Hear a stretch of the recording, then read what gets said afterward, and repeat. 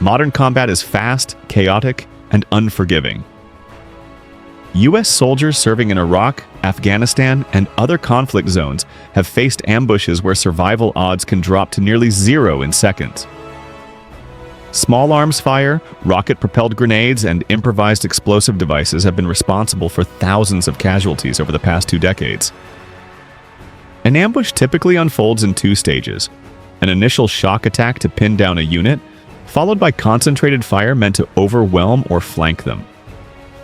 Military survival manuals emphasize seeking cover and breaking contact quickly, but when enemy fighters have the high ground or encircle a patrol, options are limited.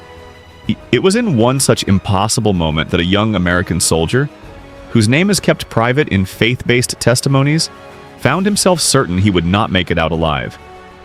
A deadly ambush in hostile territory. According to accounts compiled by CBN's Soldiers of Faith archive, the soldier was deployed in a dangerous region where insurgent attacks were frequent. During a routine patrol, his squad moved through a dusty village lined with low, crumbling walls. Suddenly, gunfire erupted from multiple directions. The first seconds were deafening, machine guns sweeping the street, dirt kicking up around their boots, and grenades exploding nearby. U.S. soldiers are trained to return fire and find hard cover, but in this case, enemies had set up a textbook L-shaped ambush.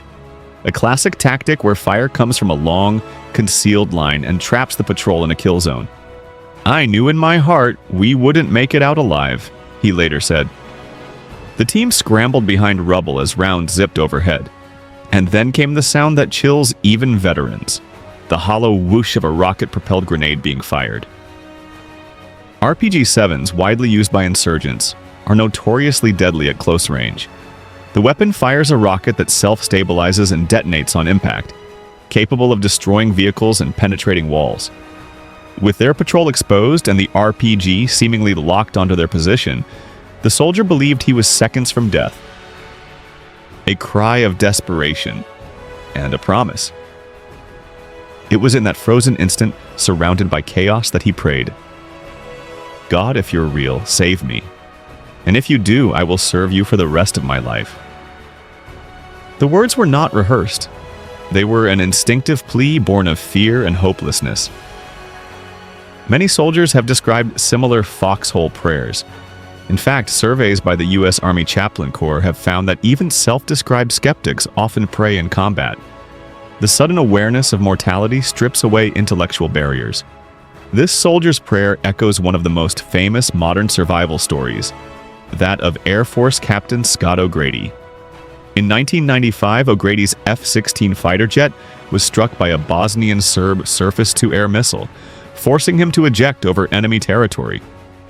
For 6 days, he hid in forests, surviving on rainwater and wild plants.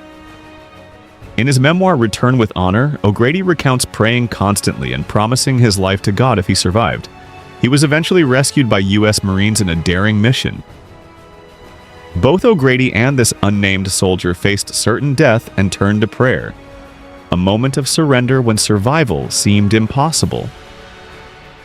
What happened next defies explanation, but is reported as fact by witnesses. According to the soldier's testimony, the RPG fired, but something unexpected happened.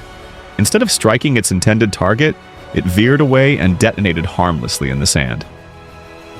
"Physics couldn't explain it," he later said. "That rocket was locked onto us.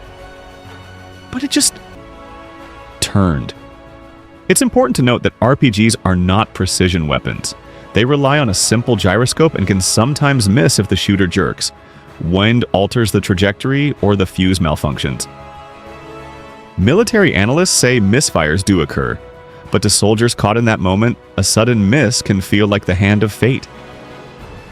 Moments later, while returning fire, the soldier felt what he described as an unseen force shoving him flat to the ground. Just seconds afterward, a spray of bullets tore through the exact spot where he had been standing. "I knew an angel pushed me down," he said. "It wasn't luck. It was divine intervention."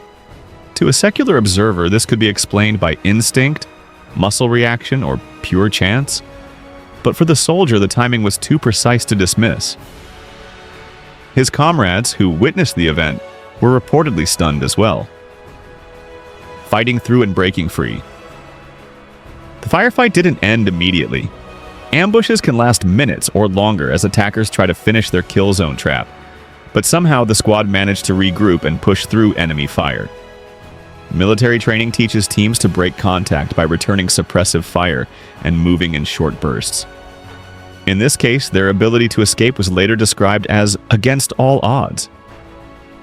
When they finally reached safety, shaken but alive, the men began to process what had happened. "We thought we'd be burying him," one comrade reportedly said. "We all saw what happened. He shouldn't be alive." This reaction echoes many documented cases where soldiers survived direct hits or ambushes inexplicably. The U.S. Department of Defense has awarded numerous medals for extraordinary survival under fire, often in situations where bullets passed within inches or explosive devices malfunctioned. How Scott O'Grady's story connects. The soldier's journey parallels Scott O'Grady's better-known story in several ways. O'Grady's downing over Bosnia was front-page news in 1995. Alone in hostile territory, he prayed from the moment he hit the ground.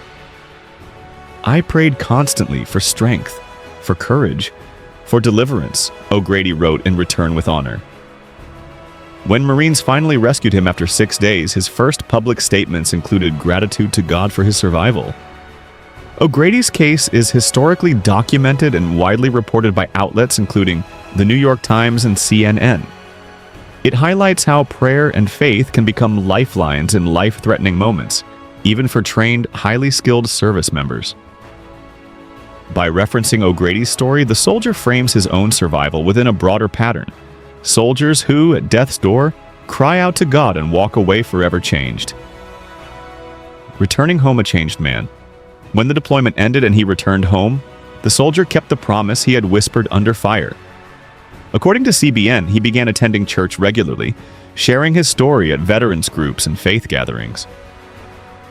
"I'm living proof God answers prayers," he told interviewers. Friends and fellow service members noticed a dramatic shift. The once skeptical soldier had become openly devout. He encouraged other veterans wrestling with trauma to seek faith as a source of healing and hope. This transformation is not uncommon. A 2017 study by the Pew Research Center found that nearly half of U.S. veterans say their combat experience strengthened their religious faith or spirituality. Trauma and survival often force deep questions about meaning and mortality. Why such stories matter, even if you don't share the faith. For readers who do not share the soldier's religious beliefs, his testimony is still valuable. It shows how humans process life or death events and find meaning afterward. Psychologists note that attributing survival to a higher power can help reduce survivors' guilt and post-traumatic stress. Faith often provides a framework to make sense of chaos and loss. At the same time, it's worth acknowledging that combat is unpredictable. RPGs miss, bullets ricochet, split-second instincts save lives. The line between miracle and chance can be blurry and deeply personal. The deeper battle. Ultimately, this story is about more than surviving an ambush. It's about an inner battle, knit between doubt and belief, fear and courage. The soldier's brush with death forced a decision. If life is spared in an impossible moment, how should it be lived? His answer was faith and service. Others might find different meanings, but the universal truth remains. In war, survival is not guaranteed, and facing mortality changes people forever. If this story moved you and gave you hope, we'd love for you to join us as we share more real accounts of courage and faith on the battlefield. Your support helps us tell stories that inspire. Like this video, subscribe for more powerful true stories of survival and faith.